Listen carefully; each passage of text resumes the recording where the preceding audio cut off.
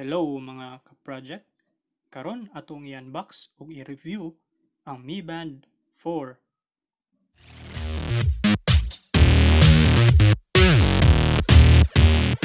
Una, tan-awon sa nato ang iyang basic specs. Na siya ay 0.95-inch AMOLED display, 2.5D tempered Gorilla Glass, 512 kilobytes of RAM and 16 megabytes of storage, Bluetooth 5.0, na siya ay 6-axis sensor, gyroscope, sports tracking, heart rate sensor, 5 ATM water resistance, touch button ug 135 mAh battery. So guys, sugdan na nato ang pag-unbox.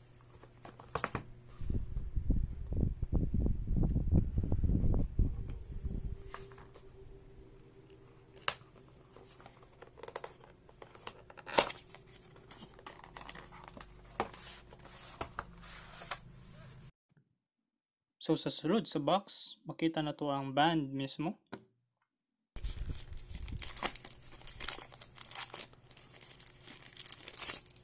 So ito yan. At og pagga kaayo nga instruction manual. Napaday nabilin ang charger. Wala siya battery out of the box, so kailangan pa natin siyang i-charge karon. So samtang ga-charge siya, basahon sa naton sa nasa kilid sa box. Na siya 5 ATM water resistant. Na siya various exercise modes. Na siya heart rate monitor, color touchscreen, notifications display, sleep and step auto monitoring. Sa likod, napod kay makita ang mga compatibility lists, yung IP rating, ang iyang package contents.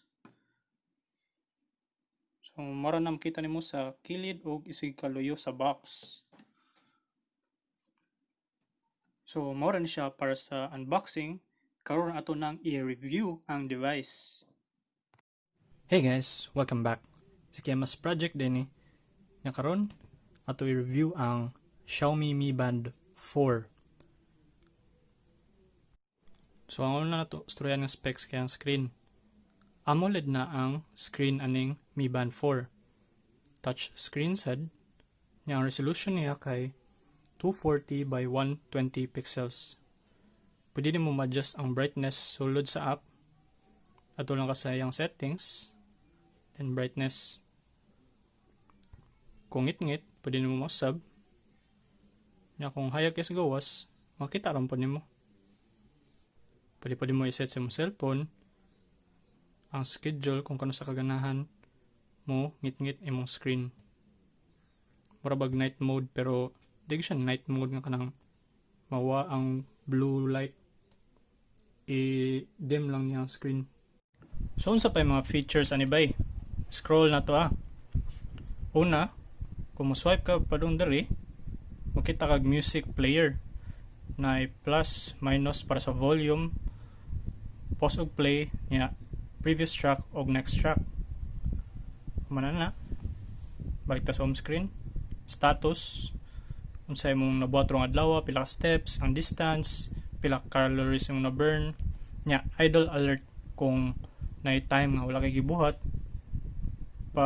barugon ka sa imong smartwatch ba para mag-exercise, notification, na mga text, sadly wala support sa emojis, workout, 6 workouts running nasusod sa watch, outdoor running, treadmill, cycling, walking, freestyle, ug pool swimming.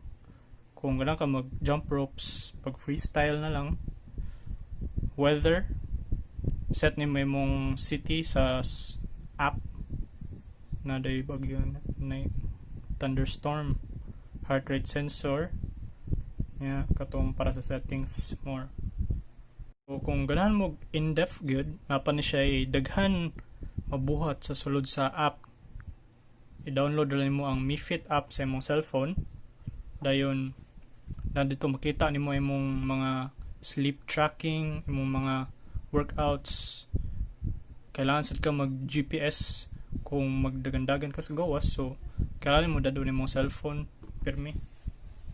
Okay, mao lang sa ato atong review. Sunod na to i-discuss kay ako yung mga bands diri gipalit. Ito nang i-review niya. See you next time, guys.